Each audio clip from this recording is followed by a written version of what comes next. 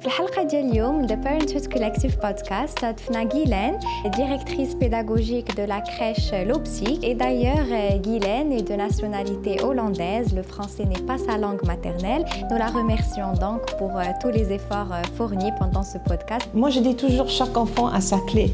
Il faut trouver la clé de chaque enfant. Pendant cet épisode, nous avons parlé des premières 5 années de la vie. In the first 5 years of the childhood, the brain is formed for about 90%. Mais surtout l'importance du jeu, des stimulations précoces, des interactions avec les autres. Play, play, play.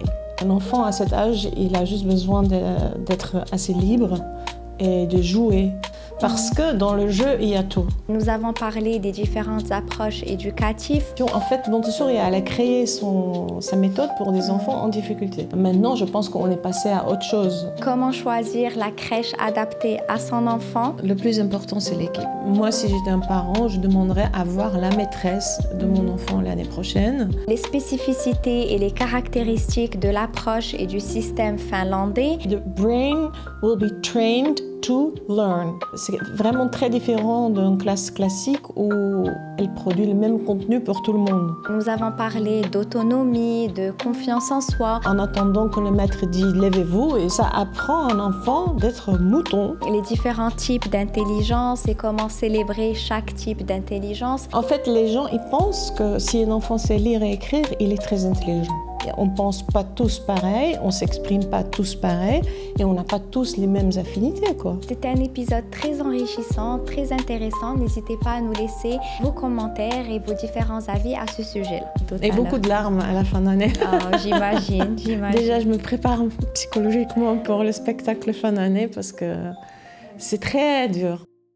Because Lopsy is just different.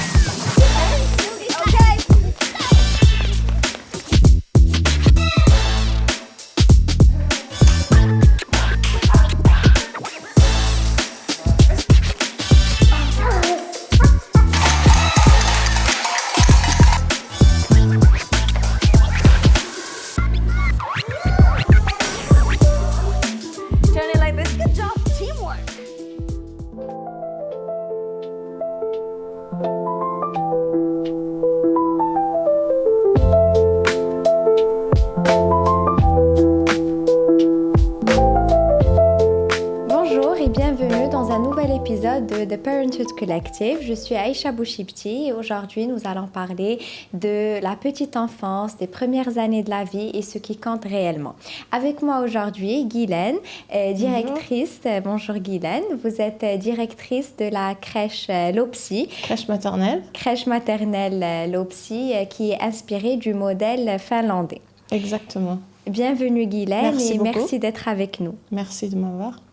Alors, Guylaine, comme mentionné, aujourd'hui nous allons parler de la petite enfance. Et vous êtes la personne parfaite pour nous en parler. Vous êtes quotidiennement avec des enfants. Vous êtes au cœur de cette petite enfance-là. Donc, un premier mot avant de commencer, qu'est-ce que vous aimeriez dire à ce sujet-là? C'est tellement vaste. Je pense que quand je ne travaillais pas encore dedans, je n'imaginais pas comment c'est passionnant et incroyable, la vérité. C'est vraiment un monde... je pense qu'on sous-estime beaucoup les petits-enfants et on n'accorde pas assez d'importance. Et c'est vraiment un monde magique. Oui, on n'accorde pas autant d'importance et j'entends souvent parler de stimulation, apprentissage précoce, plusieurs systèmes, mais comme vous avez dit, peut-être on ne parle pas de ce qui compte réellement, relations, environnement, échange, interaction, sécurité. Donc c'est beaucoup de mots qu'on n'entend pas souvent mais qui sont très très importants. Oui, je pense que beaucoup de gens... pensent, ou beaucoup de parents pensent qu'en stimulant leur enfant, en apprenant 5 langues à 3 ans, à le traîner du tennis au foot ou je sais pas quoi, qu'ils font un service à leur enfant en fait. Et c'est complètement le contraire. Un enfant à cet âge, il a juste besoin d'être assez libre et de jouer. Jouer avec ses parents, créer des memories. Et aussi, pas forcément toujours être guidé dans ce qu'il fait. Il faut parfois que l'enfant soit ennuyé.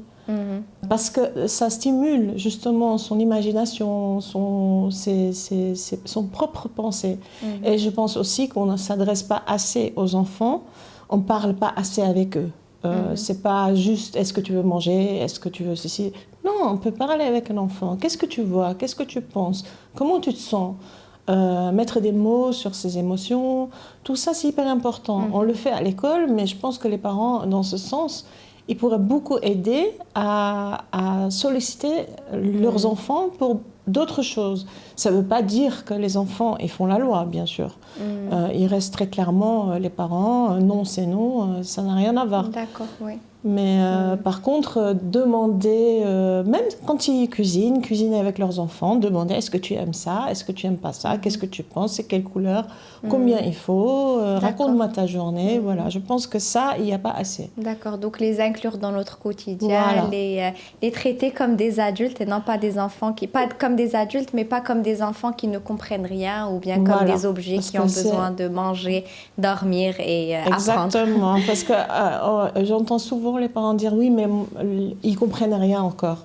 En fait, non, les enfants, ils comprennent absolument tout. Ouais. À partir de 2 ans, même 1 an et demi, un enfant, il sent. Il sent les ambiances, il sent les malaises, il sent quand les gens sont heureux, il sent s'il est apprécié, il sent s'il est considéré. Et je pense que c'est très important pour un enfant d'être bien. Quand il sent qu'il est considéré comme un être humain et pas comme un enfant, un bébé qui comprend rien, on le donne à manger et on l'amène à l'école, mais c'est tout quoi. Ouais, donc vous avez évoqué beaucoup de choses très importantes. Je voudrais bien rebondir sur pas mal de points que vous avez évoqués.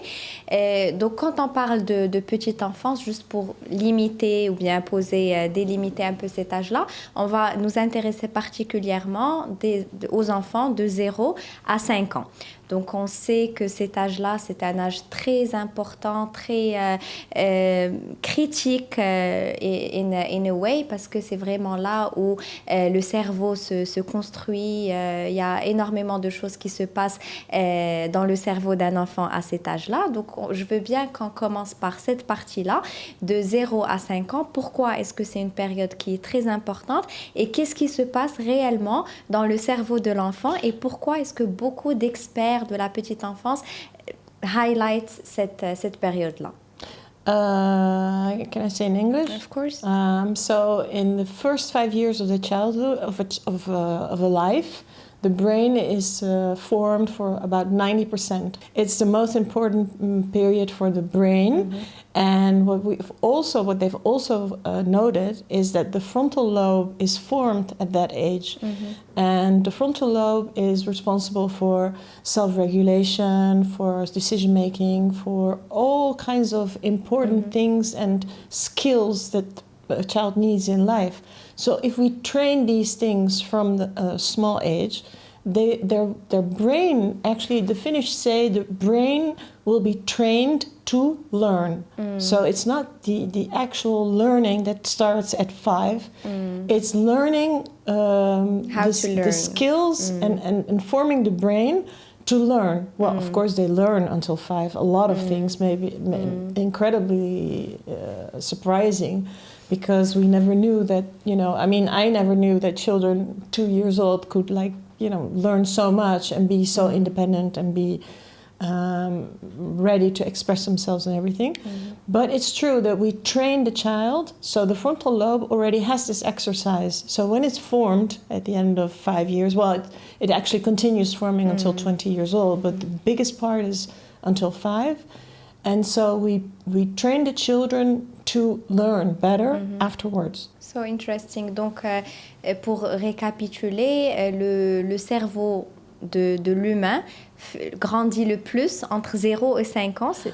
Je ne suis pas médecin, donc je ne pourrais pas Non, dire oui, bien sûr, le oui. cerveau entier, mais Ouais. en tous les cas, je Le lobe sais frontal. que le lobe frontal, il se forme pour la Ouais. plus grande partie. Le Ouais. plus important, c'est les bases, en fait. C'est ça. Et le cerveau, oui, il grandit jusqu'à 90%, donc c'est énorme.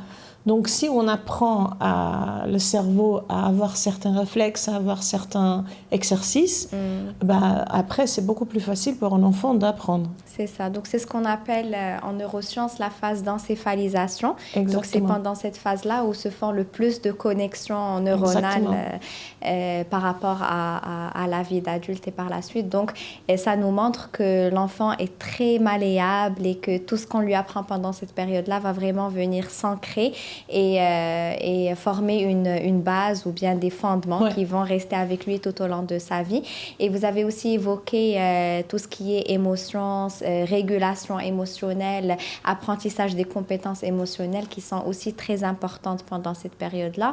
Et on sait que cela se fait beaucoup à travers ce qu'on appelle le mirroring ou bien les enfants apprennent par imitation. Oui, exactement. Donc, c'est pour ça, on va parler de ça, mais c'est aussi pourquoi l'environnement, il est très important.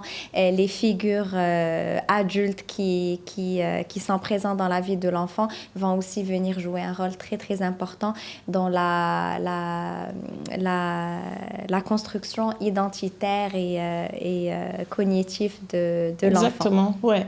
Et je pense que les parents souvent sous-estiment cet effet. Pas par méchanceté ou par volonté, mais juste par... ils ne savent pas, en fait. Ouais. Et on a beaucoup de les réactions des parents des petits-enfants de 2 ans chez nous. À la fin d'année, ils disent « Mais c'est incroyable, ma fille, elle parle anglais. Elle commence à parler anglais, elle sait faire tout. » Et en fait, ils sont surpris par tout ce qu'un enfant sait faire à 2 ans. C'est vrai que dans le passé, un enfant de 2 ans, c'est un enfant de 2 ans... il est là, mais bon, il sait rien, il comprend rien. Autant que c'est faux. Justement, si on se comporte d'une certaine façon à la maison, l'enfant, il va le reproduire. Et c'est pour ça qu'on dit toujours l'école et la famille sont des partenaires. Nous, on peut beaucoup faire à l'école, mais il faut que ça continue à la maison. Donc, parler normalement, pas crier... essayer d'expliquer les choses, prendre le temps. Oui, bien sûr que c'est compréhensible que parfois c'est dur parce qu'on a tous des vies c'est-à-dire occupées avec le boulot et tout ça. Mais il faut prendre ce temps pour expliquer à un enfant. L'enfant, il a besoin d'explications. Un enfant est capable de comprendre quand on lui explique. Et c'est très intéressant parce que à cet âge-là, on parle beaucoup des fenêtres temporelles, c'est-à-dire c'est des fenêtres qu'on ne veut pas rater dans les apprentissages de l'enfant. Donc il y a les fenêtres qui sont dédiées au langage, d'autres au développement psychomoteur, d'autres. Donc il y a différentes fenêtres temporelles qui sont très importantes et il faut les saisir là et profiter justement de cette boom dans le cerveau et toutes ces connexions synaptiques-là pour vraiment accompagner l'enfant dans son bon développement.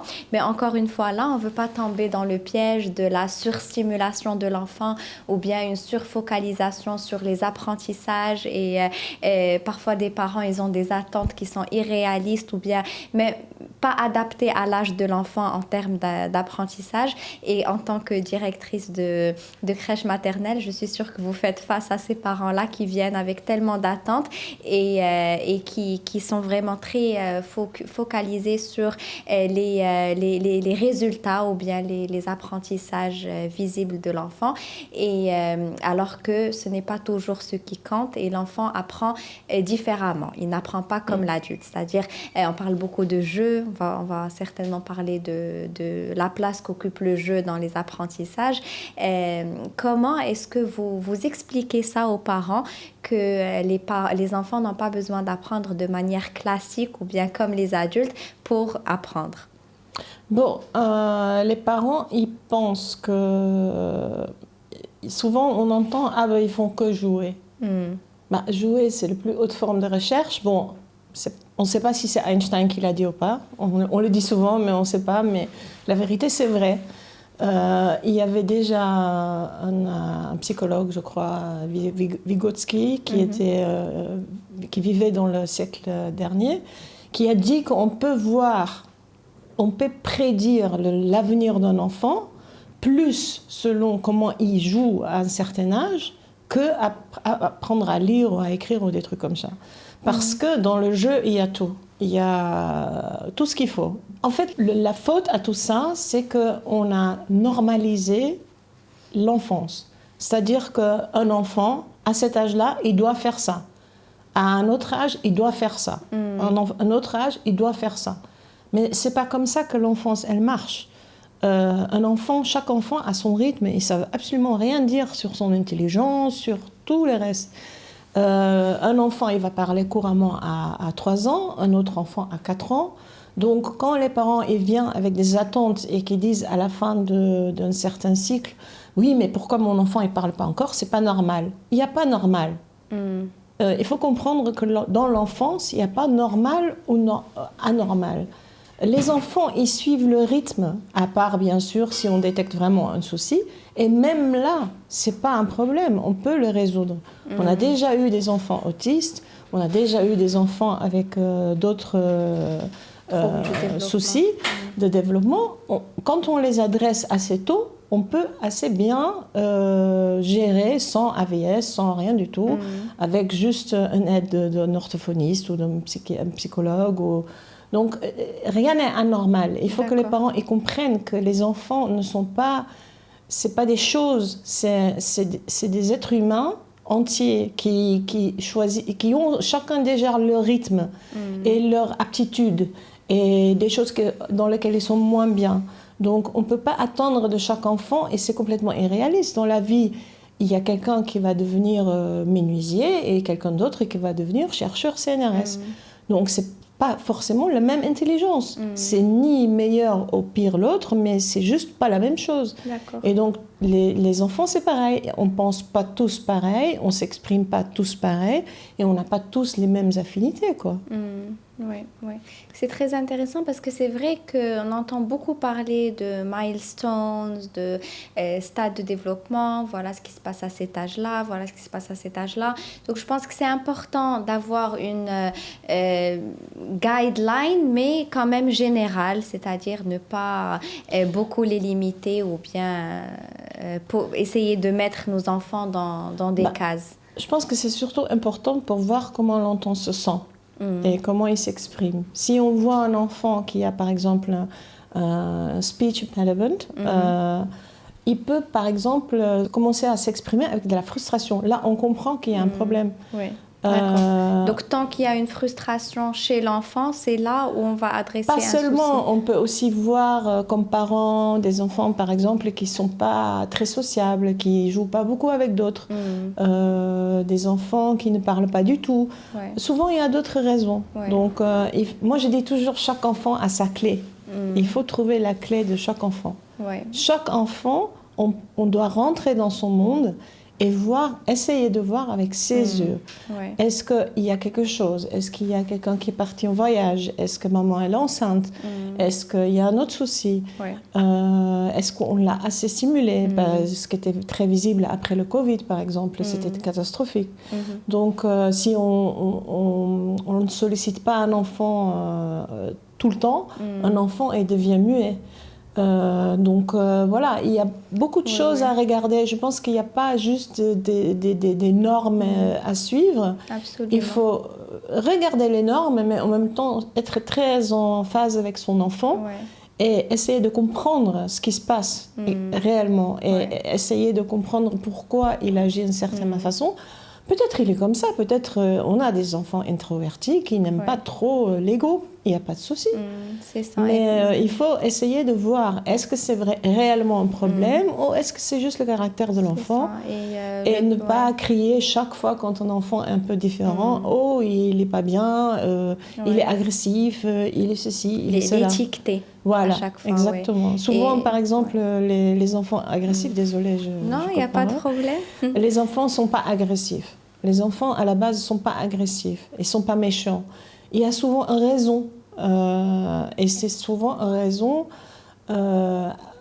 après lesquels ils ne savent pas s'exprimer. Et donc, parce qu'ils n'ont pas trouvé une autre façon, ils commencent à taper, ils commencent à tirer les cheveux des autres enfants.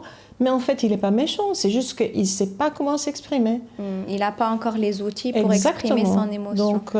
Donc ça, il faut les apprendre au plus tôt. Et quand un enfant s'exprime comme ça, ne pas lui mettre une étiquette « il est méchant » ou « il est violent » ou « perturbateur » ou « hyperactif ». Non, il faut regarder qu'est-ce qui se passe dans la vie de cet enfant.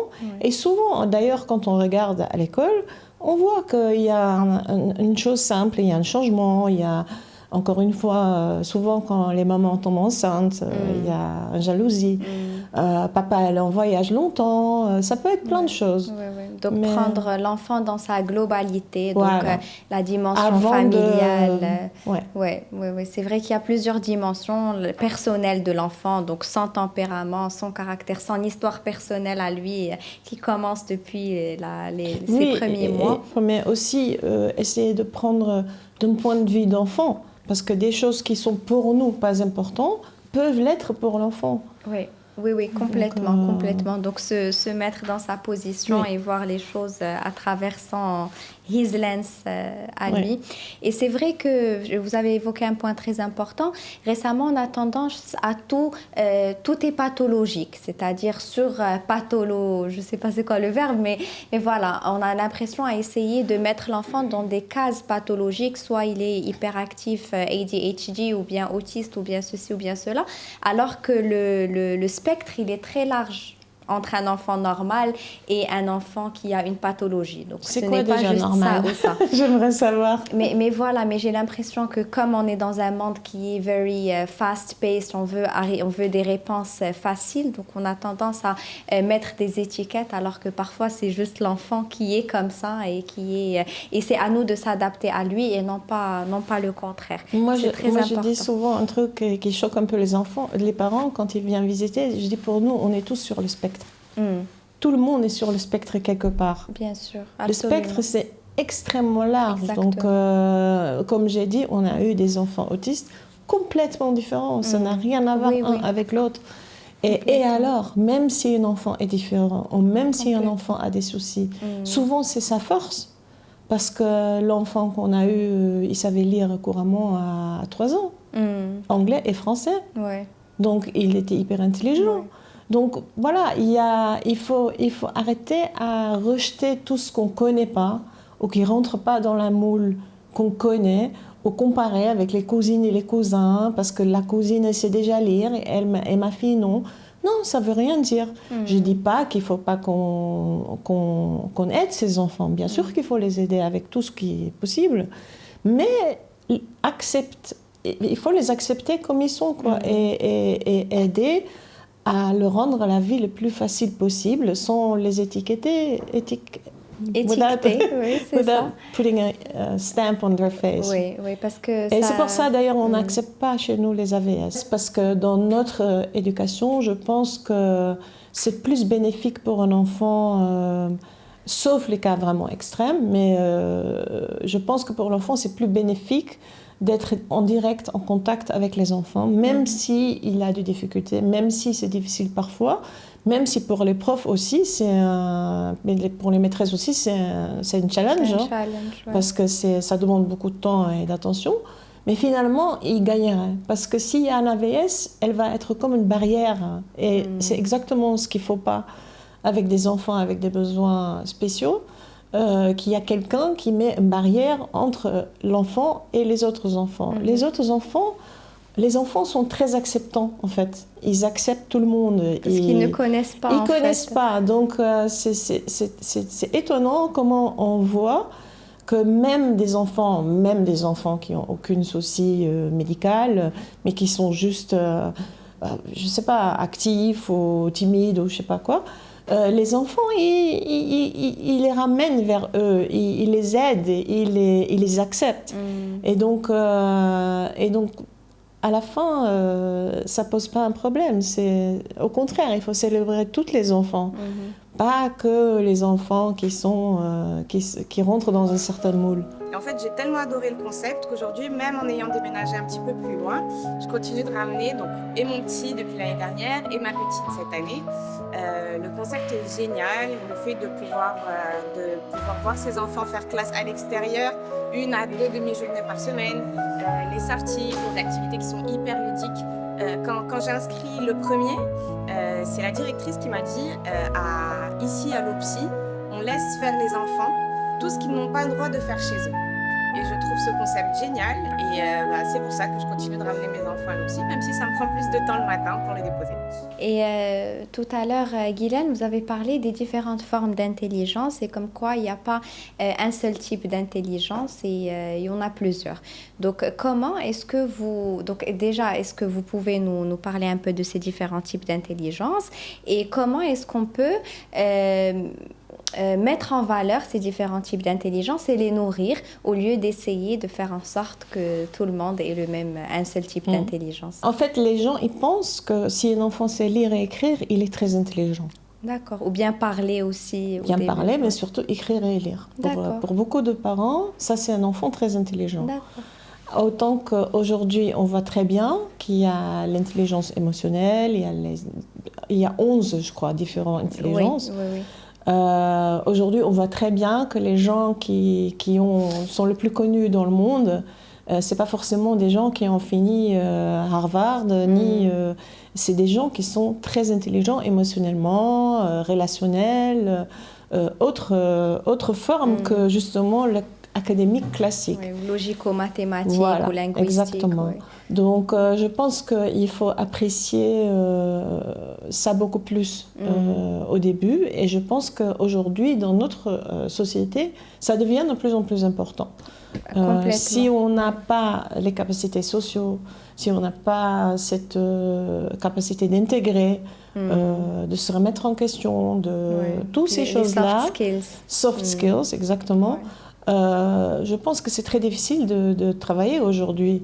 C'est ça, Même si on peut être brillant en mathématiques, ça n'empêche. Mais je pense que ces qualités sont très importantes. Et encore une fois, je pense que c'est pour ça que même les parents qui veulent que leur enfant avance, et c'est tout dans leur honneur, au lieu de répéter la ABC, il faudra mieux qu'ils construisent un fort avec les coussins du salon, quoi.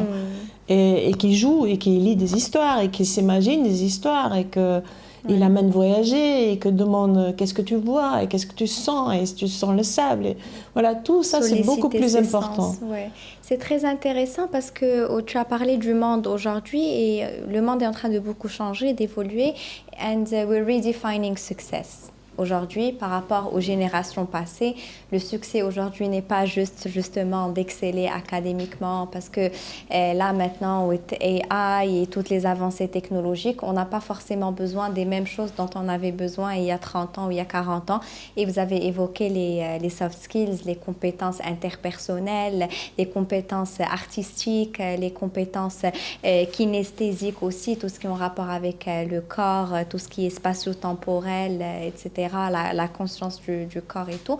Donc oui, c'est très important aujourd'hui, plus que jamais, je dirais, Absolument. Voilà, de célébrer toutes ces formes d'intelligence, de les reconnaître, de les nourrir. Je pense aujourd'hui que le système éducatif, il doit vraiment s'adapter à tous ces changements-là. On ne peut pas rely on the same educational systems d'il y a 50, 60 ans, 70 ans parce que justement, comme on a dit, le monde, il évolue, les demandes évoluent, les besoins évoluent. Donc, comment est-ce que vous vous adaptez à ça en tant que crèche maternelle? Si vous voulez ça, la vérité, je pense que même il y a 50, 60 ans, on aurait pu changer, parce que ça n'a fait du bien à personne. Mais nous, on s'adapte forcément, et ça fait des années, c'est pas nouveau, en se focalisant justement sur toutes ces soft skills chez les enfants. On veut que... jouer libre, jouer guidé, activité artistique, tout ça, c'est un enfant nous raconte une histoire, un enfant invente un jeu. En fait, toutes ces choses-là fait que l'enfant, je pense qu'il y a un mot qu'on n'a pas dit encore, c'est being self-confident. Oui, oui, oui. Je pense que les enfants avant, c'était des moutons qui étaient tous comme ça, en attendant que le maître dit « levez-vous » et ils se levaient tous. Alors ça tue un enfant dès le premier âge. En termes de confiance en soi. Ça apprend un enfant d'être mouton, d'exécuter. Voilà, d'exécuter ce qu'il dit le maître ou la maîtresse, et puis rien d'autre. Et à la maison, c'était pareil. Bon, je généralise bien sûr, hein. Il y a des exceptions, et puis je dis pas que c'est partout comme ça, mais je généralise juste pour illustrer. Je pense que même nos parents, même moi aux Pays-Bas, ma mère me demandait jamais qu'est-ce que je voulais manger, par exemple. Le manger, c'était le manger, et on posait l'assiette, et puis, ce qui est très bien, hein, d'ailleurs, moi, ça c'est une chose que je maintiens, moi. Okay. Mais c'est vrai qu'ils ne nous demandaient pas trop ce qu'on sentait, ce qu'on avait envie, ils ne nous demandaient pas trop notre émotion, nos points de vue, en fait. Ouais. Et ça, c'est dommage, parce que je pense que, justement, en stimulant ces soft skills, l'enfant, il va être prêt pour après, pas seulement dans ce domaine-là, mais aussi dans le domaine académique, parce que ça renforce en fait la confiance en lui, ça renforce sa personnalité, et ça lui facilite pour la suite d'apprendre tout ce qu'il faut académiquement. Donc vous avez parlé de confiance en soi. Il me semble que ça commence, dans les plus jeunes âges, ça commence par l'autonomie. Donc si on veut vraiment quelque chose de pratique pour pouvoir parler de confiance en soi par la suite, ça ressemble à l'autonomie pour les enfants plus jeunes. C'est ça. Donc, oui, je pense que aussi, souvent, on ne donne pas assez de... We don't give children enough credit to do things by themselves. Okay. Children can do anything. Even at 2, in our school, they clean up the classroom. You know, we tidy it up. And we think that's very important because it's their duty. We take responsibility for what we do. We make a mess and we tidy up. Right. And even other things they can do which are incredible. I mean, they know how to dress themselves, they know how to express themselves, even if they don't speak yet. I don't think we give children enough credit. They can do a lot of things by themselves. We shouldn't hover over them and, you know, let me do that for you, let me do that for you. No, that's bad. Ouais. On a tendance à faire ça en tant que parents. We think we're making life easier for them.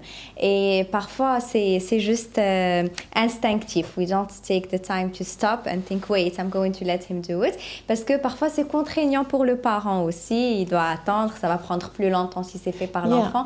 Mais c'est ce qui est bien But pour eux. But you're actually making his life harder. Oui, par la suite. Yes. Oui, c'est ça.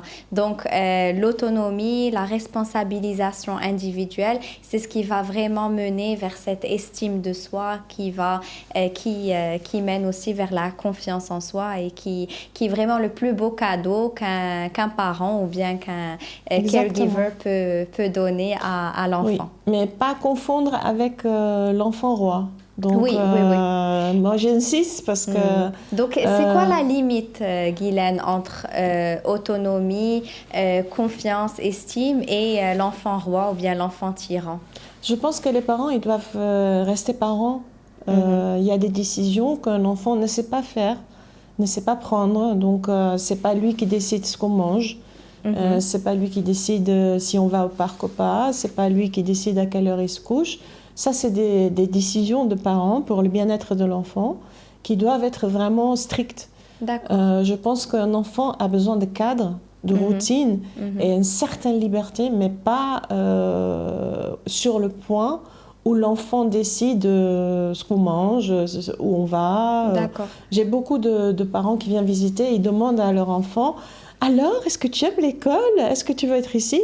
Bon, ça c'est gentil, mais en même temps, ils attendent vraiment la réponse. Et moi, sur ça, je dis « Mais vous demandez aussi l'avis de votre enfant quand vous achetez une voiture ? Ou quand vous achetez une maison, ou, je veux dire, il y a des limites. Et il ne faut pas mêler les décisions d'adultes à des décisions enfants. Oui. Donc l'enfant peut être libre jusqu'à une certaine limite, mais les parents doivent rester les parents. Et ça rassure un enfant. Un enfant a besoin de se sentir en sécurité, dans un cadre, dans une routine où il sait que les parents, ils prennent certaines décisions et lui, il peut être libre à un certain point, mais pas au-delà de ça. D'accord, d'accord. C'est très intéressant. Donc, les parents, ils vont venir poser ce cadre-là, offrir cette routine, cette prévisibilité. Et au sein du cadre, il y a une certaine liberté encadrée, limitée par les parents. Donc, parce que c'est vrai que plusieurs fois, on a tendance à entendre liberté, autonomie, et on pense que c'est l'anarchie totale, alors que non. Donc, c'est les parents qui vont venir poser ce cadre, comme vous avez dit, très important et primordial, nécessaire pour l'enfant. Et au sein de ce cadre, donner cette impression et ce sentiment de liberté où c'est vraiment pas les lignes rouges ou bien les limites qui sont franchies. C'est juste, c'est-à-dire, si on peut donner un exemple, par exemple, donner des choix. C'est-à-dire, si l'enfant on peut laisser le choix à l'enfant de choisir sa tenue du jour, mais on peut les limiter à 2-3 tenues. Donc, moi, je ne suis pas d'accord. Non, d'accord. Pourquoi Alors, pas? moi, je suis pour l'expression complète libre de l'enfant. Moi, je pense qu'aucune parent devrait habiller son enfant. Par rapport aux habits, et d'accord. je pense que l'enfant doit choisir ses vêtements, parce que ça fait partie de sa personnalité. D'accord. Et je pense que c'est très dommage, justement, que les parents, ils essaient d'habiller souvent leurs enfants selon leurs envies, autant que c'est pas du tout l'envie de l'enfant, ou bien ils mettent dans la tête de l'enfant. C'est pas pour rien qu'on voit que des princesses quand c'est carnaval ou un truc comme ça. Parce que c'est les parents qui aiment voir leur fille dans une robe de princesse. Moi, personnellement, j'ai jamais été princesse, j'ai toujours été cowboy, parce que une princesse, elle fait rien, quoi. C'est pas très intéressant. Donc voilà, je pense que dès possible, il faut laisser choisir l'enfant, peu importe ce que c'est. Peu importe ce que c'est. Laissez choisir vos enfants les vêtements. Ça, je suis vraiment... Ça, c'est une limite. Je pense qu'il n'a aucune... Bon, sauf si c'est un maillot de bain en hiver, évidemment. Mais ça n'a pas de répercussions. Ça n'a pas de répercussions sur l'enfant. Par contre, où, par exemple, je suis très ferme par rapport aux limites, c'est par rapport à la nourriture. Parce que, évidemment, les enfants, quand ils sont tout petits, ils mangent tout. Après, à 2-3 ans, on le sait tous, il y a un changement. Ils commencent à refuser certaines nourritures et veulent plus manger tout, jusqu'aux les enfants qui mangent que des nuggets et des frites. Donc là, je pense qu'il faut tenir bon et proposer un repas et pas poser la question, c'est-à-dire le repas du soir. Par contre, il faut que ça se passe dans un cadre familial, très important, pas faire manger les enfants seuls devant la télé. Mais à table avec tout le monde, et l'enfant voit que tout le monde mange la même chose, il va manger. Il va forcément manger. C'est encore ce que vous avez dit tout à l'heure par rapport au mirroring. S'ils voient que les parents, ils aiment, ils vont peut-être dire non 1 ou 2 fois, mais après, ils vont s'adapter, ils vont manger. D'accord. Et quand l'enfant pousse les limites, parce qu'on sait que ça fait aussi partie du développement, l'enfant qui essaie de s'affirmer, tantrums. Voilà, donc pousser les limites, ce qui va mener à tantrums. Donc, qu'est-ce que vous dites aux parents par rapport à ça? Quelle est la bonne posture à avoir? Alors, moi, j'ai une opinion a little bit controversial. Okay. It's the Dutch method. Oui. But I think you should first of all make sure that he's safe. The child is safe. If he picks a tantrum in a public space, you should make sure that he's safe. That's the first issue. As long as you know he's safe, I just suggest that you say, I'm sorry, the way you're acting right now, I'm not, interested in. I don't want you to do this, and I'm not happy with it. And just, wait until he finishes, or maybe just even walk away a little bit. And as soon as because a child throws it, there's different kind of tantrums. There is a tantrum really where a child is not well. He's in distress. So he's in distress. So you should really understand the difference and see the difference. But I think parents do see the difference.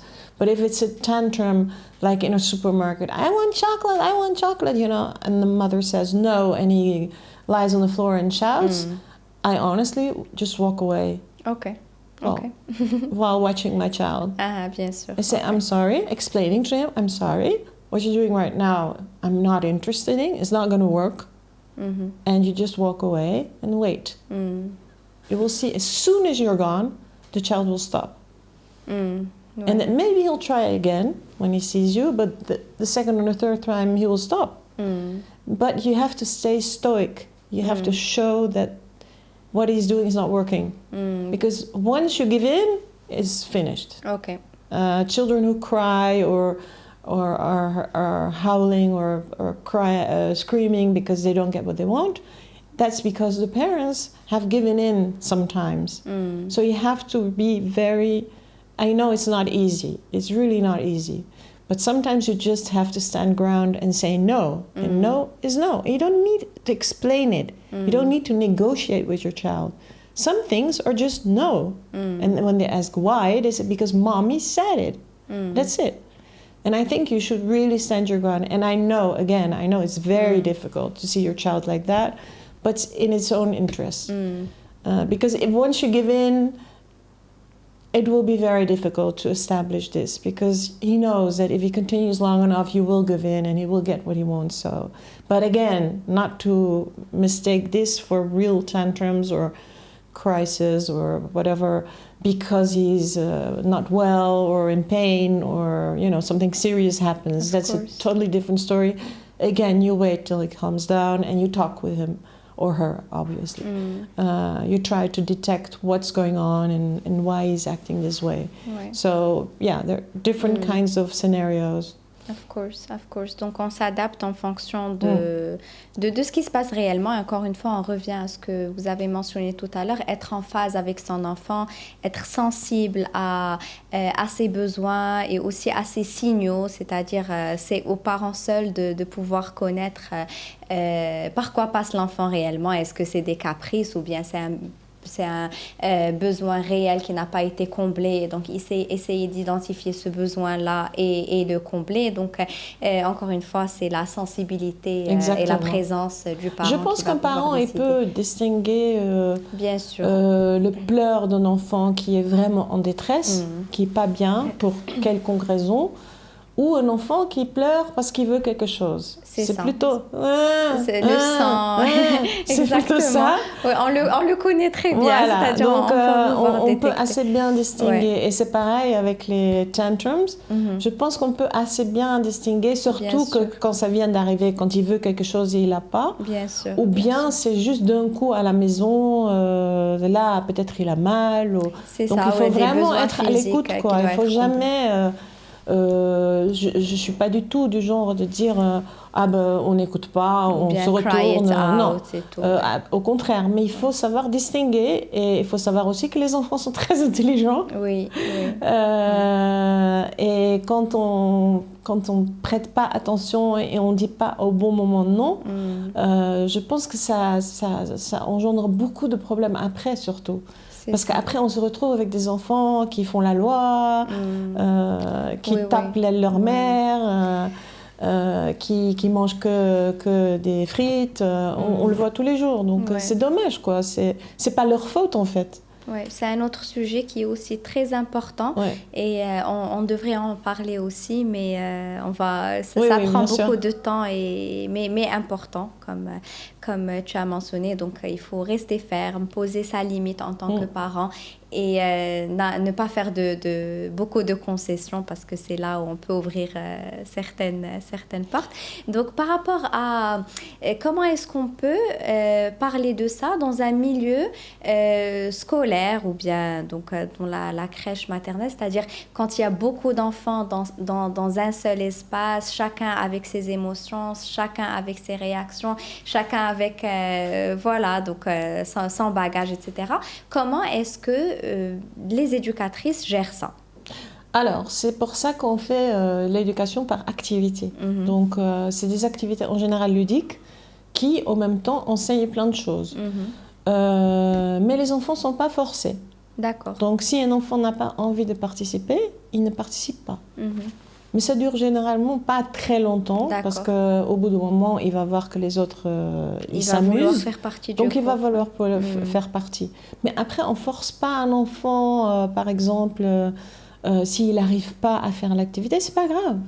C'est-à-dire qu'on laisse l'enfant suivre son propre rythme. Donc s'il n'arrive pas à l'activité, c'est pas grave.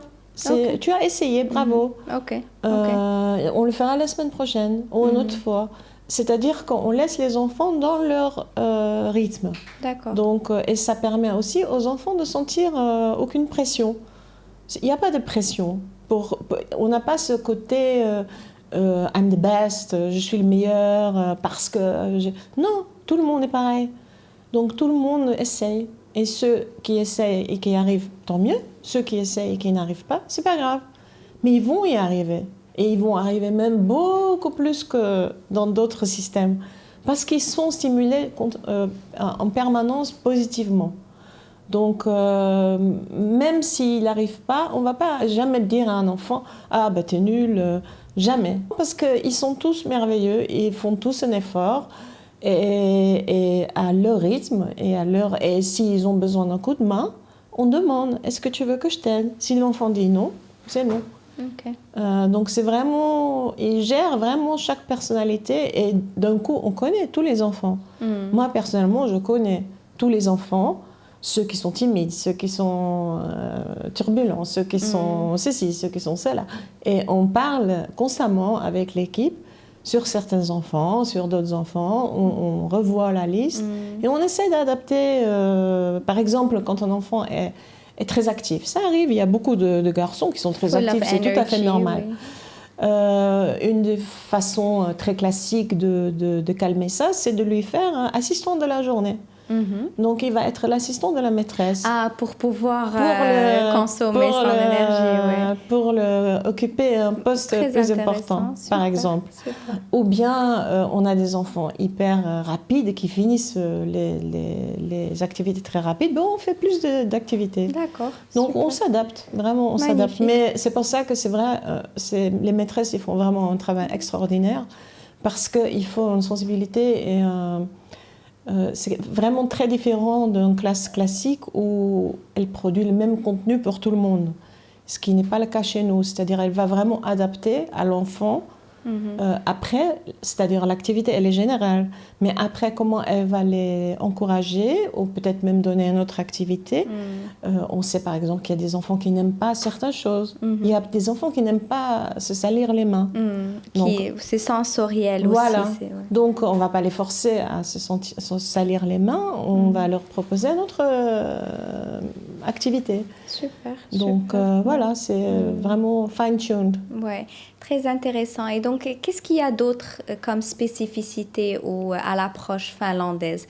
Vous avez parlé de ces points-là. Est-ce qu'il y a d'autres points qui sont propres à l'approche finlandaise? Play, play, play. Play, ok. Donc, c'est vraiment basé sur le jeu. C'est basé sur le jeu, mais attention, parce que c'est pas juste, on dit pas jouer, non. C'est pas libre, c'est encadré. Il y a des jeux libres aussi, on les laisse libres, pas mal. Il y a 2 récrés où ils sont libres. On les laisse exprès libres pour qu'ils puissent faire leurs jeux, faire des copains, inventer des règles, de nouveaux jeux. Parce que, en fait, le jeu, pourquoi il est tellement intéressant? Le jeu, il est vraiment intéressant quand c'est les enfants qui posent les règles, quand les enfants décident si c'est fini ou pas, quand c'est les enfants qui résolvent les problèmes et quand c'est les enfants qui choisissent dans quelle façon de le faire. C'est là où c'est vraiment intéressant. C'est là où Vygotsky il a dit, quand les enfants ils jouent, on voit mieux ce que j'ai dit avant, à l'introduction, on voit les enfants qui jouent, qu'est-ce qu'ils vont devenir mieux qu'avec leur capacité académique. Parce qu'on voit déjà dans le jeu, il y a souvent déjà un leader, il y a des enfants qui trouvent des solutions, il y a des enfants qui sont des peacemakers. Donc c'est très intéressant. Oui, et très révélateur. Comme très vous avez révélateur. Dit, oui. Après, on peut bien sûr pas faire jouer toute la journée libre parce que ça manquera quand même de structure. Donc quand on fait une activité, on propose une activité, On leur propose une façon de faire, après ils font comme ils veulent. D'accord. Donc encore une fois, ils sont assez libres. Donc ça peut être tout et n'importe quoi.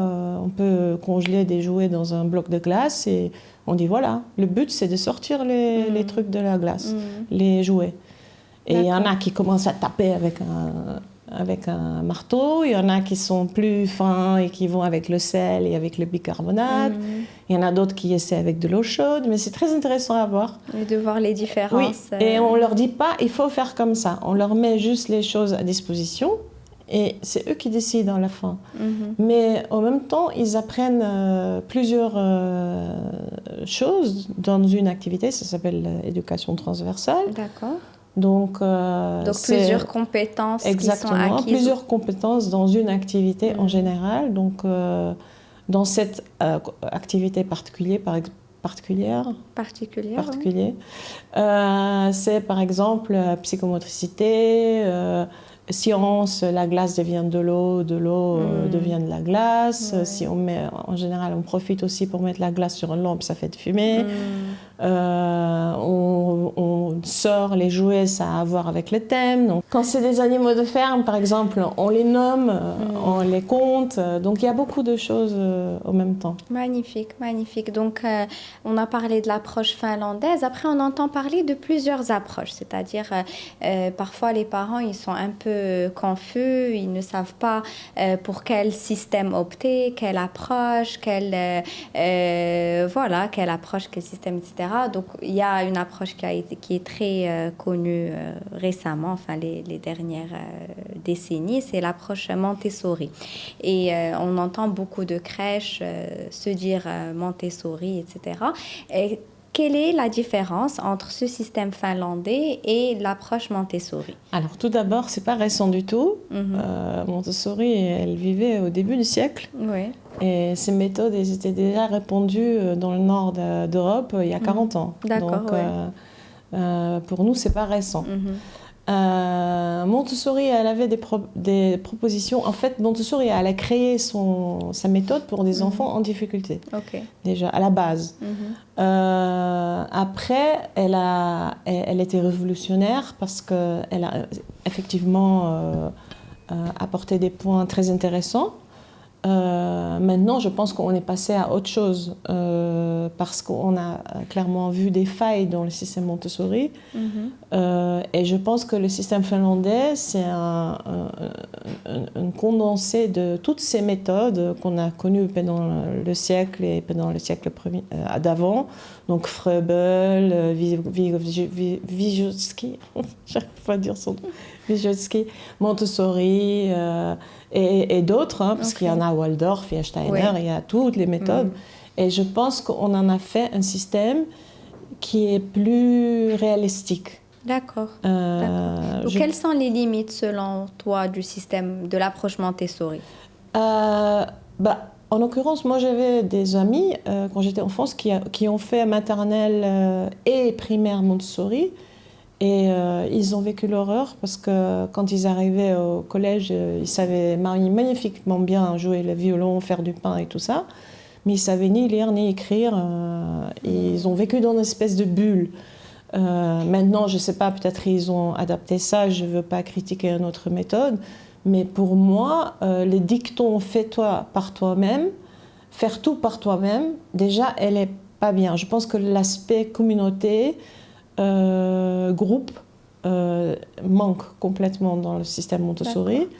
Je pense aussi que le mix des âges n'est pas très intéressant. Je l'ai essayé pourtant. On a testé et on trouvait que les enfants plus âgés, ils n'apprenaient rien parce que les petits ne laissaient pas faire les activités. Et les plus petits non plus parce qu'ils étaient tout le temps obsédés par ce qu'ils faisaient les grands. Donc je n'ai pas trouvé ça optimal. Maintenant, encore une fois, peut-être le système Montessori, ils ont trouvé des nouvelles manières d'exister. Je connais assez bien parce que j'ai failli faire un documentaire dessus. D'accord. Je pense qu'elle a eu des idées magnifiques, mais qu'aujourd'hui, c'est plus le système qui va mener nos enfants vers... Parce qu'il faut penser à la suite.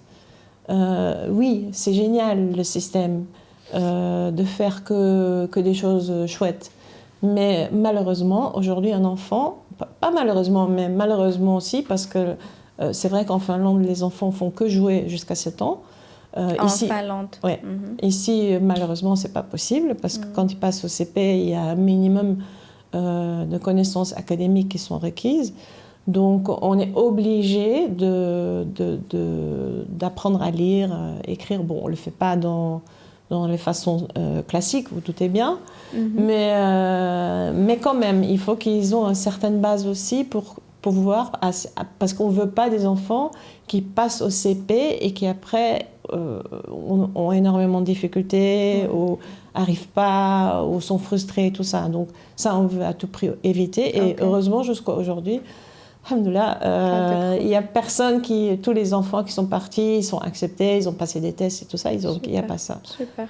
Donc vous avez vraiment pris cette approche finlandaise, you took the best of it, et vous l'avez adaptée à la réalité marocaine ou au contexte des écoles primaires par la suite qui ont quand même des prérequis. Donc, on n'a pas tant adapté, juste ce petit point-là, parce que c'est vrai que c'est important, quoi. C'est important que les enfants ne se sentent pas...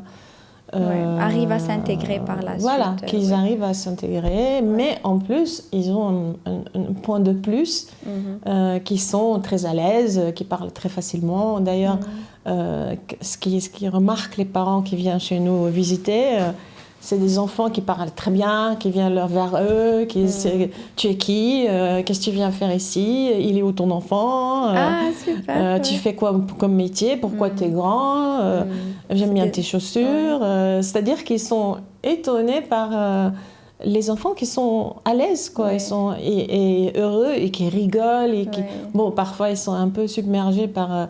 que pour eux, c'est un certain chaos parce qu'ils sont habitués à les enfants qui soient assis derrière des bancs, ils ne parlent pas et tout ça. Mais en même temps, c'est le système, quoi. Ils courent, ils parlent, et ils racontent. On a même eu un petit garçon qui est venu visiter avec ses parents. Et les enfants de grande section, ils l'ont tout de suite pris dans leurs bras. Ils ont dit « I love you, you stay with us ». Pardon. Donc ça, les parents, ils étaient vraiment étonnés parce qu'ils n'avaient pas vu ça ailleurs. Mais ça, c'est une suite d'être à l'aise, de se sentir en sécurité et d'être quand même libre de s'exprimer. What I'm happy about Lopsy is the team. Here we got a really great team taking care of the child, and it's so easy for me to bring my child in the mornings. I'm just leaving him and he's running inside. It's totally problem-free. The child is happy, so as a family, we are happy.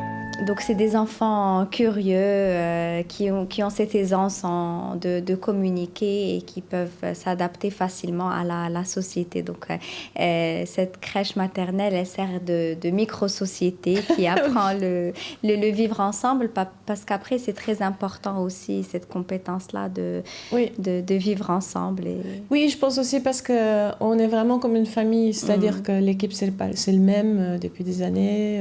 Nous, on est très proches. On connaît les parents, c'est vraiment comme une petite famille, donc ils se sentent à l'aise en fait, ils se sentent à la maison. Il y a beaucoup de parents aussi qui disent j'ai l'impression que je l'amène à ma deuxième maison.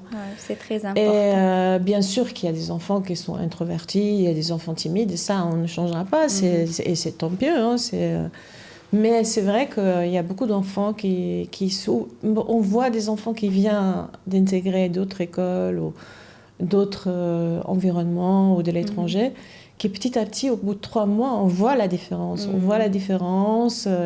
Ses parents aussi, ils disent « Waouh !» Ils commencent à me raconter ses journées. Il est beaucoup plus à l'aise. Il n'est plus aussi timide. Donc oui, on essaye de vraiment ouvrir l'enfant à la société et qu'il soit le plus à l'aise possible. Et à Lopsy, les enfants peuvent commencer à partir de quel âge? Alors, dès qu'ils marchent. Dès qu'ils marchent, donc 12 mois. Il n'y a pas d'âge. 14 mois, oui. Encore une fois, il n'y a pas d'âge. Oui. Donc, dès l'acquisition de la marche assurée, ils peuvent commencer. Parce qu'on estime qu'avant ça, ce n'est pas vraiment bénéfique pour les parents. C'est plus une garderie. Voilà, Ouais. exactement. D'accord, d'accord. Et après, jusqu'à la fin de la maternelle, donc c'est Voilà, 5 ans. exactement. Très Jusqu'au bien. qu'ils passent au CP. Très bien, très bien. Donc c'est intéressant de voir les enfants évoluer de 1 an jusqu'à 5 ans dans la même structure avec les mêmes visages. Ça aussi, ça va venir nourrir la sécurité, la confiance Bien sûr. dont on a parlé tout à Et l'heure. beaucoup de larmes à la fin d'année. Ah, j'imagine, j'imagine. Ouais. Déjà, je me prépare psychologiquement pour le spectacle fin d'année parce que Ouais. c'est très dur de dire au revoir à Les des enfants qui sont là séparations. maintenant depuis 4 ans. Ouais. C'est très, très dur. Oui, oui. Ouais. Et donc, Guylaine, si je vous demandais de résumer l'OPSI en 3-4 mots, qu'est-ce que vous direz? Alors, il y a tellement de choses, je dois choisir. 5 mots. Des enfants qui apprennent par le jeu, Ok, donc le jeu. qui s'épanouissent,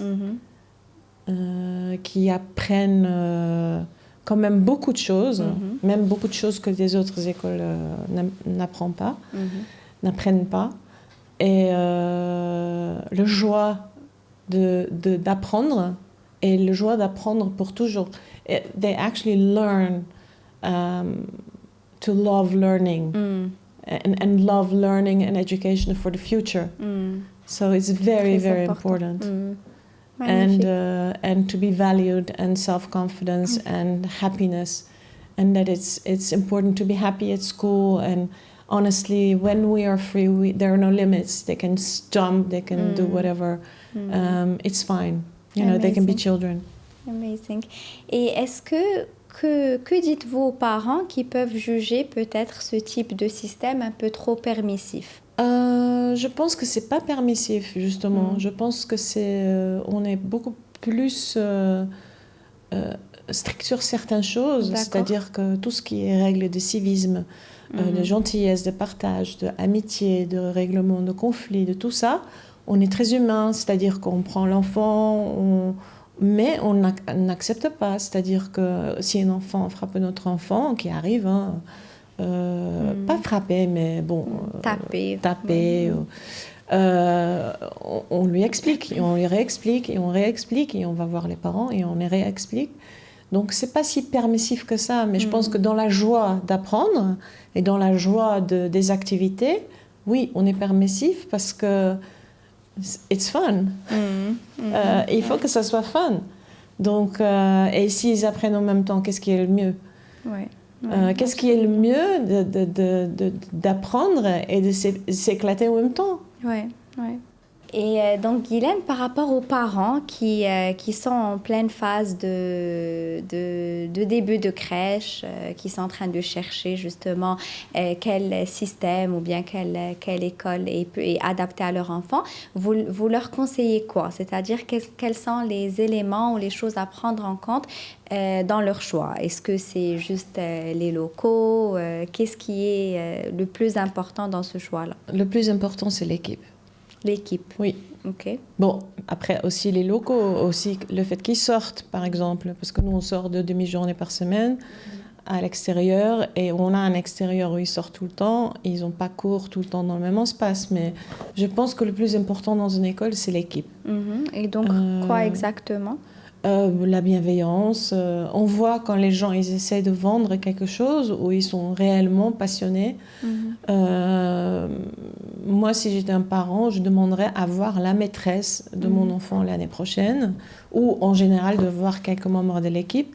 Quand on parle avec les membres d'une équipe et même on sent l'ambiance dans l'école, si la directrice, elle marche, elle ne dit pas bonjour à la femme de ménage ou aux autres maîtresses, déjà, c'est bizarre pour moi. D'accord, ok. Parce que ça montre l'ambiance dans l'école. Si vous parlez avec une maîtresse, vous pouvez voir si elle est passionnée ou pas. Vous pouvez voir si elle joue ou si elle dit juste « Oh, bonjour, petit bonhomme !» Ou elle va poser des questions relevant, c'est-à-dire comment il va, qu'est-ce qu'il a, quel âge il a, c'est quoi ses intérêts, qu'est-ce qu'il aime, qu'est-ce qu'il n'aime pas. Voilà, ça, c'est des choses différentes. Je pense que c'est vraiment l'équipe qui fait l'école. Tout à fait, Après, il y a tout à beaucoup d'autres choses, mais le point le plus pour moi, fondamental ouais. ou Moi, important, c'est l'équipe. heureusement qu'on a vraiment une équipe incroyable. Je profite pour le dire Oui. parce que Allez-y. ils n'ont pas assez de crédit, je pense.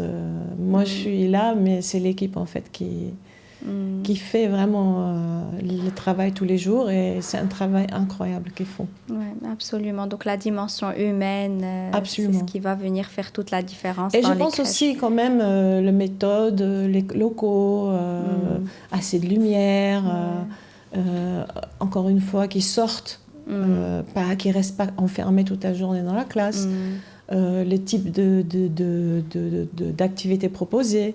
Est-ce qu'il est coloré toute la journée? Ça n'a aucun intérêt. Voilà, c'est des petites questions comme ça où on peut comprendre un petit peu et aussi les avis d'autres mamans et papas. Moi, honnêtement, si j'avais un enfant, je me mettrais à la sortie de l'école et je demanderais. Ça, je ne sais pas si je dois le dire, parce que Mais tous c'est nos important parents ils aussi. vont être harcelés, mais c'est pas grave. Oui, mais c'est très important aussi, Bah, le je pense que retour c'est important parce d'expérience. qu'un crèche peut dire ce qu'elle veut, c'est-à-dire qu'elle peut essayer de vendre son école. Moi, je ne vends pas l'école, mais je suis assez confiant que si des parents viennent demander à nos parents, je n'ai aucun souci. Ça ne me dérange pas parce que, voilà, et je pense que c'est les meilleurs référents, hein, les parents. Oui, absolument, absolument.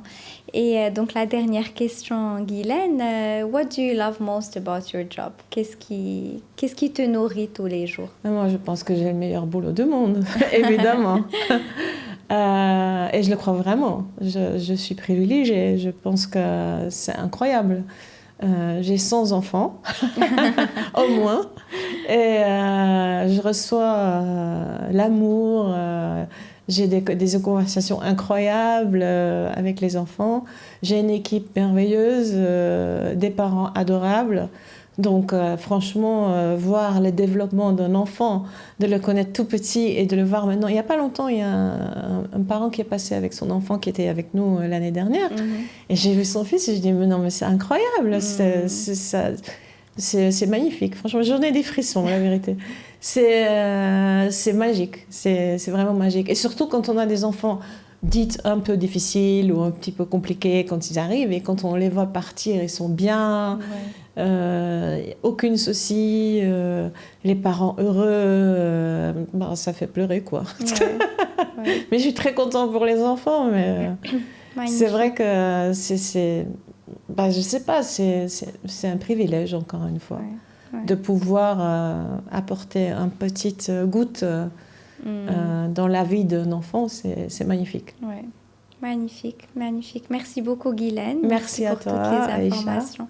Merci beaucoup d'avoir écouté ce podcast et merci beaucoup à notre invitée Guylaine qui nous a fait découvrir l'approche finlandaise et nous a rapproché un peu de son monde et aussi nous a partagé des informations très pertinentes sur la petite enfance et comment pouvoir mieux accompagner nos enfants dans leur développement et leur croissance au quotidien.